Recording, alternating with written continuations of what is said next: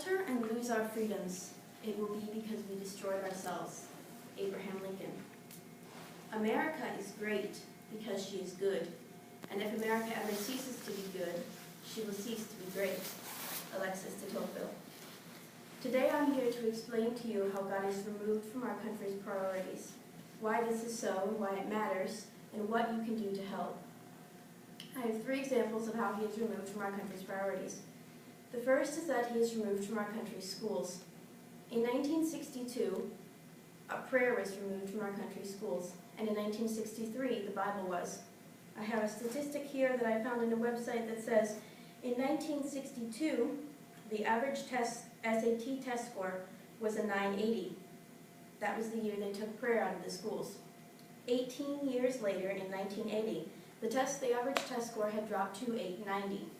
Is it a coincidence that in the same year that they took prayer away from the schools, the test score dropped 90 points? I don't think so. The second way that he's removed from our country is that his laws are completely ignored.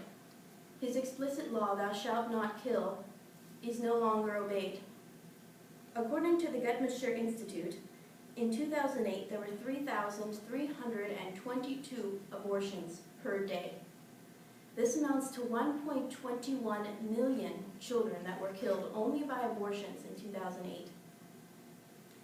The last way that he is removed from our schools, or from our country, I'm using the example from the Democratic Party.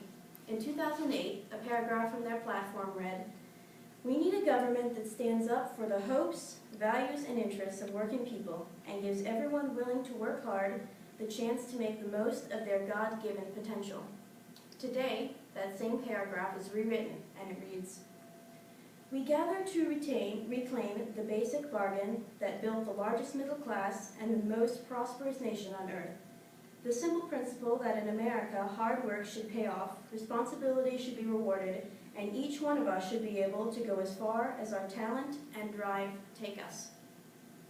They have removed the words God-given from that paragraph and have replaced it with our drive and our talent, with what man can do, not with what God has given us.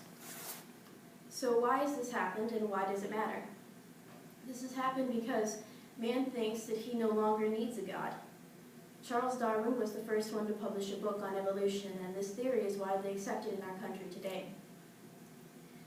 Because many believe evolution, many think that they don't need a creator and don't need to obey his laws.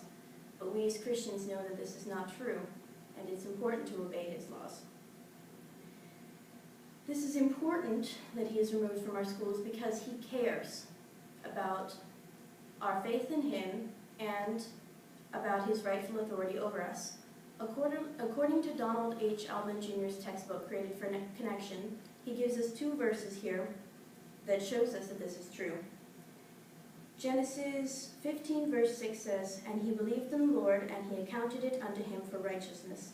Abraham believed in the Lord, and he had faith in the Lord, and the Lord saw it as righteousness.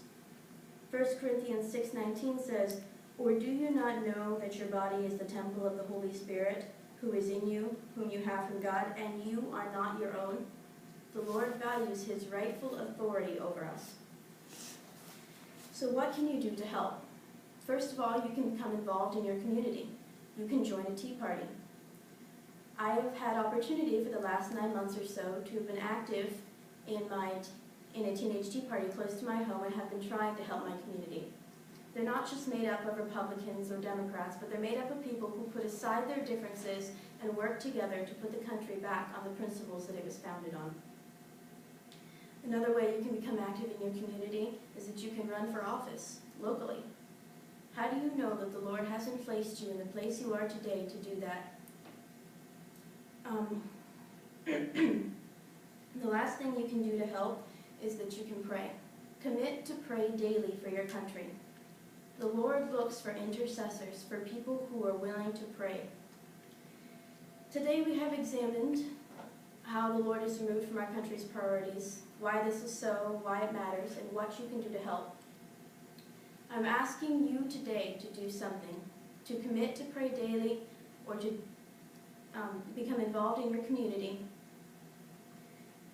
In conclusion, I ask that you would Visualize a world in which the Lord is no longer relevant, in which God himself or godly principles are no longer obeyed. Picture a world in which man decides what is good and what is bad. In conclusion, I ask that as you leave today, you would bear this in mind. Thank you.